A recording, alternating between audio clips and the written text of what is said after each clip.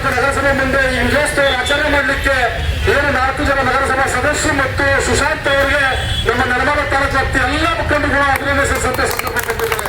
ಅದೆಲ್ಲರೂ ಕೂಡ ನಾನು ಹೇಳ್ತೇವೆ ಕೂಡ ಅಭಿನಂದನೆ ಸಲ್ಲಿಸಕ್ಕೆ ಬಯಸ್ತಾ ಇದ್ದಾರೆ.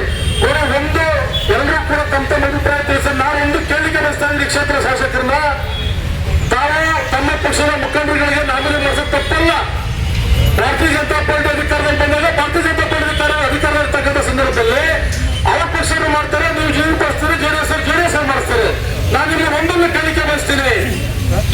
ನಾವು ಭಾರತೀಯ ಜನತಾ ಪಾರ್ಟಿ ಅಧಿಕಾರದ ಸಂದರ್ಭದಲ್ಲಿ ಪುರಸಭೆ ಇರ್ತಕ್ಕಂಥ ನಗರಸಭೆ ಕೇಳೋದಾಗ ರಾಜರಾಜ ಅಷ್ಟುಪುಟ್ರೆ ಬಸವನಹಳ್ಳಿ ವಿಶ್ವೇಶ್ವರಕ್ಕೆ ಮುಂಬರ್ತಕ್ಕಂಥ ಚುನಾವಣೆಗೂ ಕೂಡ ನಾಮಿನಿ ಸದಸ್ಯರಾಗಿ ಮಾಡಿರ್ತಕ್ಕಂಥ ತಮ್ಮ ಗಮನಕ್ಕಿಲ್ಲ ಅಂತಕ್ಕಂಥದ್ದನ್ನ ಶಾಸಕರ ಪ್ರಶ್ನೆ ಮಾಡಲಿಕ್ಕೆ ಕೇಳ್ತಾ ಇದ್ದೀನಿ. ನಿಮ್ಮಲ್ಲಿ ತೊಡಗಿ ತಾಕತ್ತಿದ್ರೆ, ನಿಮ್ಮಲ್ಲಿ ಗುಣಿಗೆ ಡಬ್ಬಲ್ಲಿದ್ರೆ ಚುನಾವಣೆ ನಡೆಸಿ ಅದೇ 4 ಕ್ಷೇತ್ರ ಎನ್ಡಿ ಅಭ್ಯರ್ಥಿಗಳ ಕೆಲಸದ ಮುಖಾಂತರ ಮತ್ತೆ ನಗರಸಭೆ ಆಗಿರ್ತಕ್ಕಂಥದ್ದಕ್ಕೆ ಹೈಕೋರ್ಟ್ ಸುಪ್ರೀಂ ಕೋರ್ಟ್ ಬೋರ್ಡು ಕೂಡ ತಾವು ಬಾಯಿ ಬಂದಂಗೆಲ್ಲ ಮಾತಾಡ್ತಾ ಇದ್ರು. ತಮ್ಮ ಕಾರ್ಯಕರ್ತರನ್ನು ಇಟ್ಕೊಂಡು ಸುಪ್ರೀಂ ಕೋರ್ಟ್ ಎನ್ಕೋರ್ಟ್ ಕೊಡ್ತಾ ನಮ್ಗೆ ಯಾರು ಇಲ್ಲ ಅಂತಕ್ಕಂಥ ಮಾತನ್ನು ಹೇಳ್ತಾ ಇದ್ರಿ.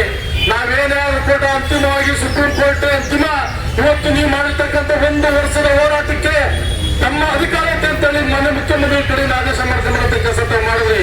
ಬಟ್ ಸುಪ್ರೀಂ ಕೋರ್ಟ್ ಏನಂತ ಹೇಳ್ತೀವಿ, ಚುನಾವಣೆ ಯಾಕೆ ಮನೆ ಕಳಿಸ್ತು, ಸಂವಿಧಾನದಲ್ಲಿ ಯಾವುದೇ ಕಾರಣಕ್ಕೂ ಒಂದು ಸತಿ ನಾಮಿನಿ ಮಾಡಿದ ಮತ್ತೆ ಚುನಾವಣೆ ಆದವರೆಗೂ ಕೂಡ ಅದೇ ನಾಮಿನಿ ಸದಸ್ಯಗಳನ್ನ ಯಾವುದೇ ಕಾರಣ ತೆಗೆಯುವಂತ ಅವಶ್ಯಕತೆ ಇಲ್ಲ ಅಂತಕ್ಕಂಥ ಸುಪ್ರೀಂ ಕೋರ್ಟ್ ಹೇಳಿದ್ಮೇಲೆ ನಿಮ್ದೇ ತಕ್ಕಾರ ಅಂತಕ್ಕಂಥ ಮಾತನ್ನು ಮುಟ್ಟಾಗಬೇಕಾಗ್ತದೆ. ಬಂಧುಗಳು ಇವತ್ತು 4 ಜನರು ಕೂಡ ಯಾರು ಕೆಲಸ ಮಾಡಿದ್ರೆ ಅರ್ಜಿ ಕೊಟ್ಟರೆ ಅಂತೇಳಿ ನಿಮ್ಮ ಅಧಿಕಾರದಲ್ಲಿ ಅವರಿದ್ದ ಸಂದರ್ಭದಲ್ಲಿ ಮಾಡಬೇಕಾಗಿಲ್ಲ.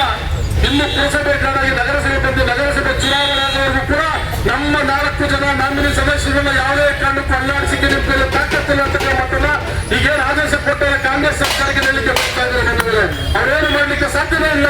ಆ ಕಾರಣ ಸುಮ್ಮನೆ ಬಂಡವಾಳ ಸುಟ್ಟು ಮಾಡಿ ಮತ್ತು ಸುಮಾರು ದಿನಗಳಿಂದ ಕೋರ್ಟ್ ಕಳಿಸಿ ಮಾಡ್ತಕ್ಕಂಥ ಕೆಲಸ ಕಾರ್ಯಗಳಿಗೆ ತೊಂದರೆ ಕೊಟ್ಟಿರ್ತಕ್ಕಂಥ ಯಾರಾದ್ರೂ ಕೂಡ ಪುಣ್ಯ ಆಗ್ತಿದ್ರೆ ಈ ಕ್ಷೇತ್ರ ಶಾಸಕರು ಅಂತಕ್ಕಂಥ ಹೇಳಿ ತಪ್ಪಾದ್ರೆ ಯಾರಿಗೂ ಈ ದಿವಸ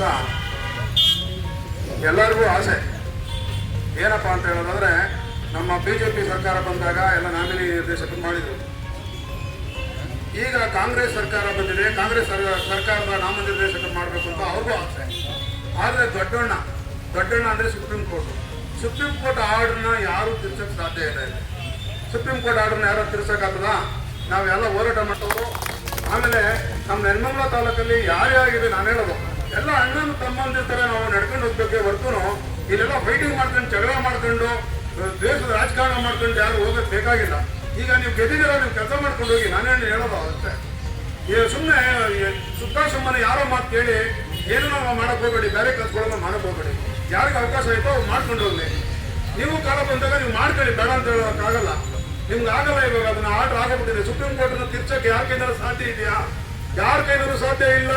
ಸುಪ್ರೀಂ ಕೋರ್ಟ್ ಆರ್ಡರ್ನ ತಿರ್ಚಕ್ಕೆ ನಾನಲ್ಲ, ನಮ್ಮ ಹಿಂದೆ ನಮ್ಮ ತಾತ ಮುತ್ತಾತ ಬಂದು ಯಾಕೆ ತಿರ್ಚಕ್ಕಾಗಲ್ಲ. ಅವರೇ ದೊಡ್ಡಣ್ಣ, ಅವ್ರು ಸುಪ್ರೀಂ ಕೋರ್ಟ್ ಆರ್ಡರ್ ಏನಿದೋ ಅದನ್ನ ಮನೆ ಮಾಡೋದ್ರೆ ಅದು ತಿರ್ಸಕ್ಕಾಗಲ್ಲ. ದಯಮಾಡಿ ಎಲ್ಲ ಅಣ್ಣ ತಂದಿರ್ತಾರೆ, ಹೋಗೋಣ. ಎಲ್ಲದಕ್ಕೂ ಮೀರಿ ನಾನೇ ಅಂತ ಹೊರಟಿದ್ದಾರೆ. ಖಂಡಿತವಾಗಿ ಒಳ್ಳೆ ಬೆಳವಣಿಗೆ ಅಲ್ಲ. ಕ್ಷೇತ್ರ ಶಾಸಕರು ಕ್ಷೇತ್ರನ ಅಭಿವೃದ್ಧಿ ಮಾಡೋದ್ರ ಕಡೆ ಗಮನ ಹರಿಸಬೇಕನ್ನ ದ್ವೇಷದ ರಾಜಕಾರಣ ಮಾಡೋದು ಬಿಡಬೇಕು. ನಮಗೆಲ್ಲ ಗೊತ್ತಿದೆ, ಅವರು ಎಲ್ಲ ಕಡೆನೂ ಚೀಮಾರಿ ಹಾಕ್ಸ್ಕೊಂಡಿದ್ದಾರೆ. ಋಷಭಾವತಿ ನದಿದಿರ್ಬೋದು, ನಾನು ಮಾಡೇ ತಿಂತಿ ಅಂತ ಒಂದು ಇದರಲ್ಲಿ ಸಂಘದಲ್ಲಿ ಬಾಯಿ ಕೊಡ್ಕೊಳ್ತಾ ಇದ್ದೀನಿ. ಇದನ್ನ ಮಾಡೇ ತಿಂತೀನಿ ಅಂತ ನಾಮಿನಿ ಹಾಕ್ಸ್ಕೊಂಡ್ಬಂದು ಚೀಮಾರಿ ಹಾಕ್ಸ್ಕೊಂಡಿದ್ದಾರೆ.